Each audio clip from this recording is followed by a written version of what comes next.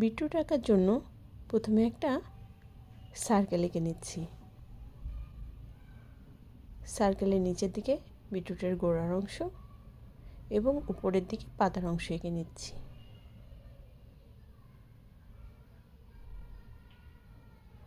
বিটরুটের পাতা একটু দেখতে আলাদা, অনেকটা মূলা পাতা, শালগম পাতা এগুলোর মতো। সরিষার পাতা অনেকটা এরকমই। প্রতিটা পাতার ক্যারেক্টারই আলাদা আলাদা হয়।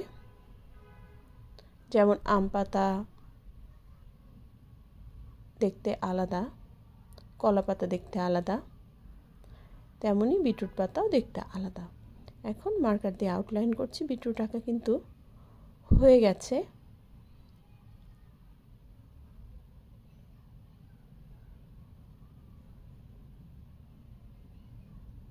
এখন পাতাতে রং করছি। কিছু কিছু জায়গায় হলুদ রং করে দিলাম।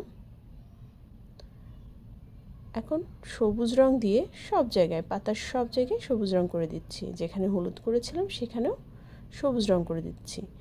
তাতে কি হলো, যেই হলুদের যে জায়গাটায় হলুদ করেছিলাম সেখানে সবুজ রং দিলে আরেকটু লাইট গ্রিন সেটা হয়ে গেল। এখন আরেকটু গাঢ় সবুজ সেটা দিয়ে কিছু কিছু জায়গায় দেখে দেখে ছায়া ফেলছি আর কি। মানে একটা পাতার উপরে অন্য পাতা থাকলে নিচের পাতাটায় ছায়া পড়ে। এখন আরেকটু গাঢ় সবুজ দিয়ে রং করে দিচ্ছি। তাহলে কিন্তু বিটরুটের পাতা অলমোস্ট হয়ে গেছে। এখন বিটরুটে রং করছি। প্রথমে লাইট পিঙ্ক, এখন খুবই ডার্ক পিঙ্ক দিয়ে বিটরুটের মধ্যে রং করছি এবং একটা জায়গায় একটু সাদা অংশ রেখে দিলাম।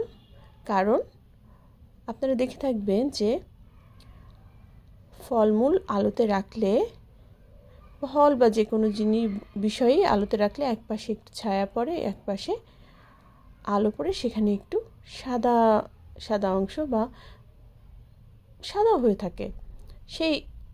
এটাই এখানে দেখিয়ে দিচ্ছি। এখন ব্রাউন কালার দিয়ে, এবং বিটরুটে কিন্তু আমি সব জায়গায় একইভাবে রং করিনি।